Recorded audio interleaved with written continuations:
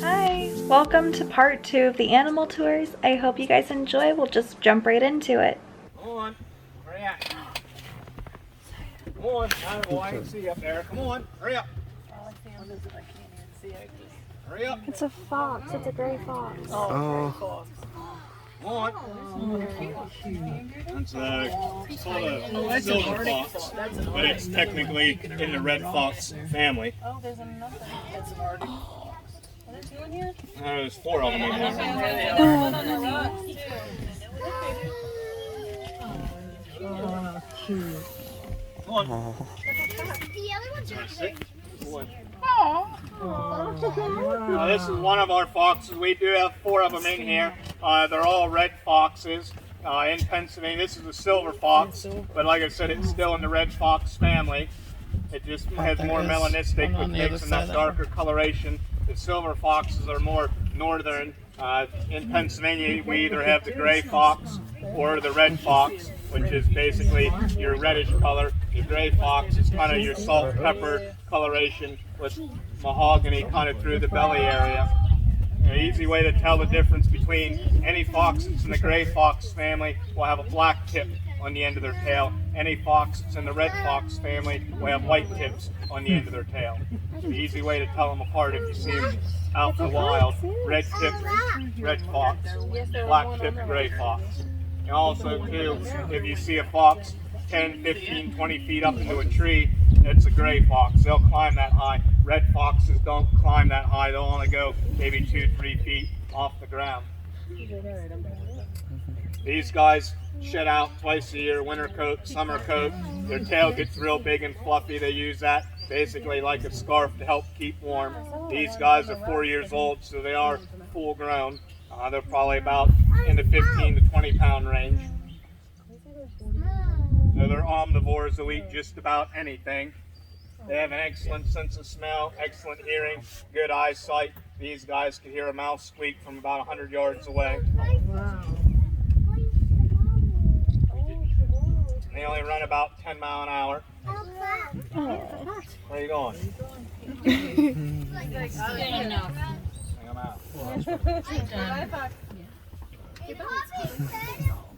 Is there another one? There's 4 of them, and we have 2 reds and two of the black ones. Give me my treat. He's like, I've earned it now. I've come out. Take this from here. 4 stars. There's one up there. Yeah, there's one up there. He's coming down. Here comes the gray one back. Or the silver. It's brown. This was the one on the rock here. That's the same black one that we saw, and then the other red one's slowly working its way down. It's one of these sides of the big dirt pile here. There's 4 rocks. Oh, there he is. There he is. Oh, there there he he comes. Who gets another one? I like that. Very cute. Every once in a while, I mean, there's not much air movement and all that, but every once in a while, if the wind's blowing just right, you'll kind of pick up like a skunky aroma. That's these guys. That's their urine. It's really, it's just downright potent. Once it gets on stuff, it don't come out. It's hard to get rid of it.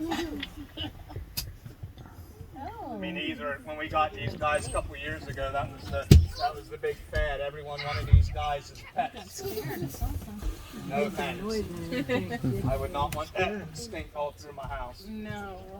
I mean, you can litter box train them. When they were younger, we had them litter box trained. They'd go in a litter box area or in an area, but then when they come out here, then obviously they go wherever they want. Yeah, look at him on the rock. Yep. Yes, and king of the hill.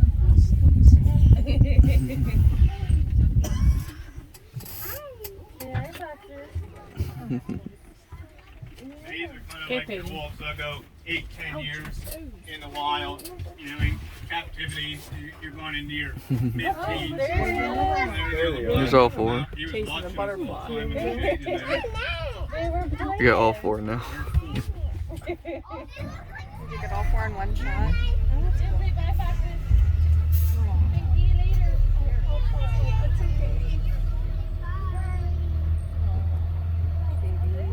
He may come out, may not come out while we're talking about them. They're both males. They're both brothers. They're 24 years old. In captivity, they can live into their mid-30s. These guys, right now, they're probably close to around, they'll go close to 500 pounds. Now, these guys are omnivores. They'll eat just about anything, kind of like the foxes. 70% of a bear's diet goes around fruits, tubers, fruits, nuts, berries. When it comes to meat, they will eat it, but they're opportunistic. They almost have to find it dead or slow moving when it comes to meat. They're lazy. They'd much rather sit and lay and eat their feed than chase after it. So they can run about 25 miles an hour uphill, so they could run down a lot of prey. They just choose not to do it. They're normally born January, February. They weigh about 6 to 12 ounces when they're born. So they're about the size of a stick of butter. She'll have anywhere from 1 to 5. This one here, this is Oscar here. Colonel's inside in the building. Did he say how big he is? He probably, I don't blame him. I wouldn't want to come out. He's probably laying in there in front of the fan. That's where that Where one's I going would now. be. You don't want to be hosed off, all right? How big is he? They're probably close to 500 pounds. They might not quite be there yet, so they lose about 30% of their body weight over winter. They can be yet. If you get between a mother and its cub. Just about anything.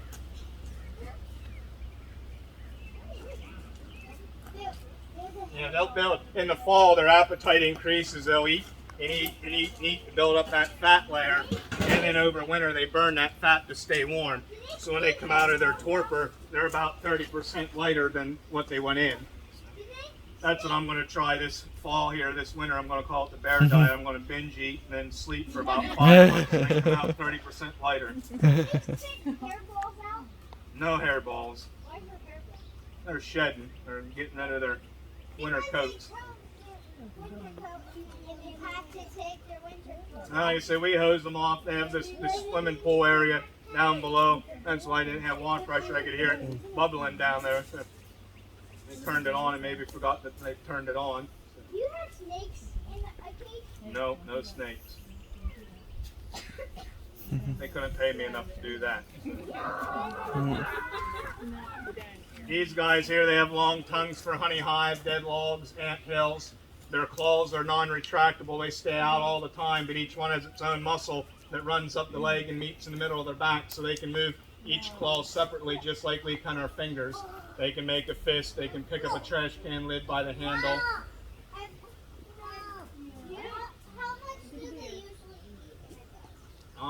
These two, we split a 5-gallon bucket twice a day between the two of them. It's a lot of dog food. I don't know. I'll tell you what, you stay here, we'll put a little chair here and you can count the hairs as they fall off. They can get you, Mom and Dad come back at the end of the day and get you. And you can give me a tally, how many you got. What color are their winter coats? Black. All black. I have $100 so I can give. Just like you see them now. Yeah, I used to play when I. They're an apex predator, basically top of the food chain, not too much hunts them. We are in their food chain. We have a small number of them in Pennsylvania, whether they're coming through from other states, but a lot of people could easily be looking at the same cat. The Game Commission in Pennsylvania will now say there's not enough evidence of a breeding population in Pennsylvania, but more and more people are getting them on trail cameras and pictures. So that's why they're saying that basically they don't have enough evidence of a breeding population. Okay, it only takes one male, one female, that's a breeding population. But we're on the right track. But these guys can cover like 100 square mile territory, so a lot of people, like I said, could easily be looking at the same cat. And if you've seen one in your area before, he or she's been back through numerous times before, You just haven't seen it all the other times.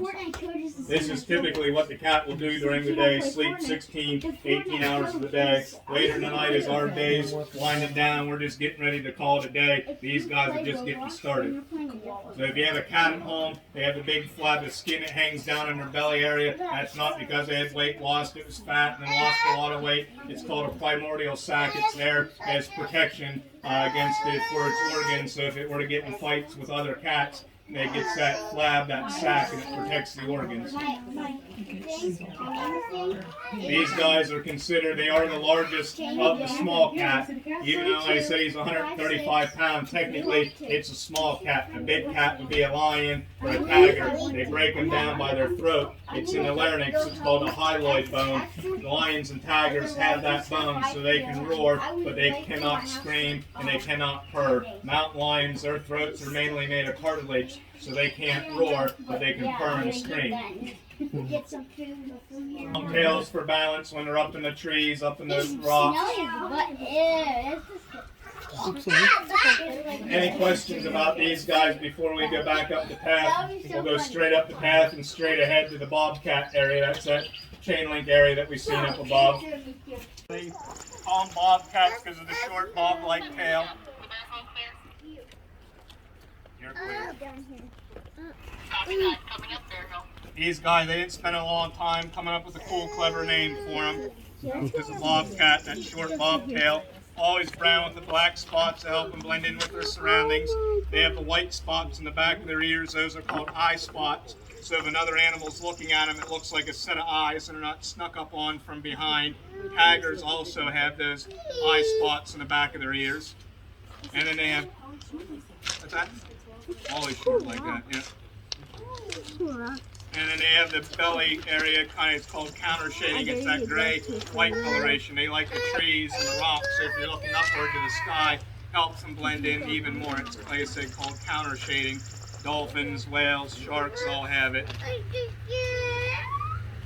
These guys run about 10 miles an hour, jump about 10 foot high.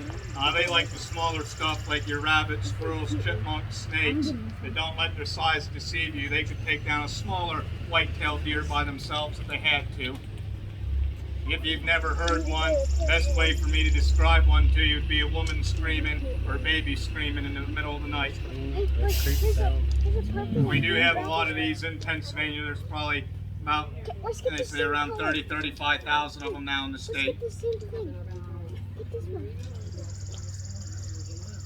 Let me grab a flat one that's purple. That one in there. And a lot of time, he was going in there a little bit, that kind of rubbed their face. If you have a cat at home, they might do it. They kind of roll that upper lip, and that's called cheeking. They have a scent gland up there, and they're basically marking their territory, saying that they own you, you don't own them. Inside, where it's a little cooler. That one is Penn.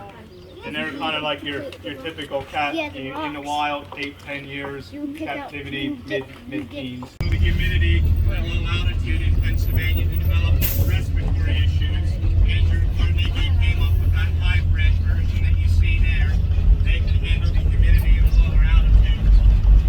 So that's all the animal footage that we managed to get for you. Sorry the rams went by really, really fast. We never actually stopped and we were trying to wait until he stopped. So we only got just a glimpse of them and we didn't really get too many facts about them because, like I said, we were waiting to stop, and at that rate a lot of the children that we had on the tour were getting antsy and getting tired. So it's just one of those things where it's like the tour guide was sensing that and just kind of kept going. So that was the end of the tour. It was a longer tour. It was about an hour and 30 minutes, just about. So it was a pretty long experience. So if this is something that you are interested in doing, please be prepared for that. Both this and the Penn's Cave tour that we are going to go on in the next video are quite long and they do take time.